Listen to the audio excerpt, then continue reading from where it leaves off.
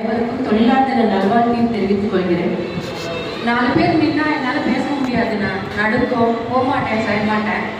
இப்போ என் பிள்ளைங்களுக்கோசரம் ஒரு இடத்துல பொது இடத்துல போய் நான் வேலை பார்க்குறேன், செய்கிறேன். நான் அழுதா என்னை மன்னிச்சுக்கணும்னா மேடையில் இருக்க பெரியவங்களும் என்னை மன்னிச்சுக்கணும். என்னன்னே தெரியாமல் என்ன பண்ண போகிறோன்னு தெரியாமல் இருந்தேன். அவங்க இறந்து ஒரு 2-3 நாளில் தான் நான் அண்ணனுக்கு ஃபோட்டோ போட்டு விட்டேன். அவங்க கேட்ட வார்த்தை என்னம்மா எதுவும் உதவி வேணுமான்னாங்க. இந்த மாதிரி தவறிட்டாங்கண்ணா அப்படின்னு சொன்னேன். அன்னைக்கு சாயந்தரமே வந்து பார்த்தாங்க, பேசினாங்க, அவங்களால முடிஞ்ச உதவியை செஞ்சாங்க. ஒரு 3 நாள் சேர்ந்து 4 நாள் சேர்ந்து ஒரு 10-15 பேரோட வந்தாங்க.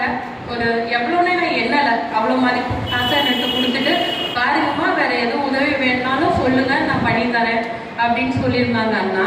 அப்புறம் 1 வருஷம் இருக்கும், அதுக்கு மேலே கூட இருக்கும்னு நினைக்கிறேன். ஒரு நாள் ஃபோன் பண்ணாங்க, இந்த மாதிரி கேஸ் போடலாமா அப்படின்னு. ஆனால் எனக்கு யாரும் உதவியெல்லாம் இல்லைன்னா என்னால் பணம் செலவழிக்க முடியாது, எங்கே போகணும் எங்கே வரணும்னு கூட எனக்கு தெரியாதுங்கண்ணா அப்படின்னு நான் சொல்லியிருந்தேன். அதெல்லாம் எதுவும் வேணாமா, நாங்கள் சொல்லும் போது நீங்கள் வாங்க, மற்றபடி சங்கமே பார்த்துக்கோங்க உங்களுக்கு எல்லாமே அப்படின்னாங்க. இன்ன வரைக்கும் கேஸ் நடந்துட்டு தானே இருக்குது. வாய்தாக்கு மட்டும் கூப்பிடுவாங்க, போக வரேன், அது மட்டும்தான். வேற இது வரைக்கும் நான் 1 ரூபா கூட கேஸுக்காக நான் செலவு பண்ணதில்லை. ஆனால் தம்பி அப்பா உங்கள்கிட்ட எல்லாத்தையும் சொல்லிக்கிறது, உங்கள் உடம்ப ஃபஸ்ட்டு பார்த்துக்கங்க. எல்லாரும் அண்ணா சொன்னாங்க தண்ணி இந்த பழக்கத்தெல்லாம் கொஞ்சம் மாற்றிக்கங்க, செஞ்சுக்கங்கன்னு. அதுக்கப்புறம் உங்கள் அடையாளத்தை, Aadhaar card, driving licence, insurance, நலவாரி அட்டை எல்லாமே கரண்ட்ல வைங்க. இதனால நான் ஏகப்பட்ட சிக்கலை அனுபவிச்சிருக்கேன், செஞ்சுருக்கேன். ஒவ்வொன்றுக்கு அலைஞ்சு மீட்டு அவங்க கொஞ்ச நேரம் தான் இந்த தளத்தில் பயணிச்சாங்க. உறுப்பினர் அட்டை மட்டும்தான் வச்சிருந்தாங்க, வேற எதுவுமே இல்லை. அதனால நீங்களும் அந்த மாதிரிலாம் யாரும் விட்டுறாதீங்கன்னா உங்களுக்கு அப்புறம் உங்க ஃபேமிலியை நினைச்சு பாருங்க.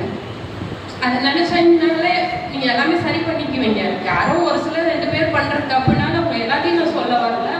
நீங்களும் கொஞ்சம் உங்களுக்கு தெரிஞ்சவங்களுக்கு மாற்றி சொல்லுங்க. இந்த அட்டை போடாம இருந்தாங்கன்னா அட்டை வந்து போட சொல்லுங்க. இன்சூரன்ஸ் பண்ணாம இருந்தாங்கன்னா அதை பண்ண சொல்லுங்க.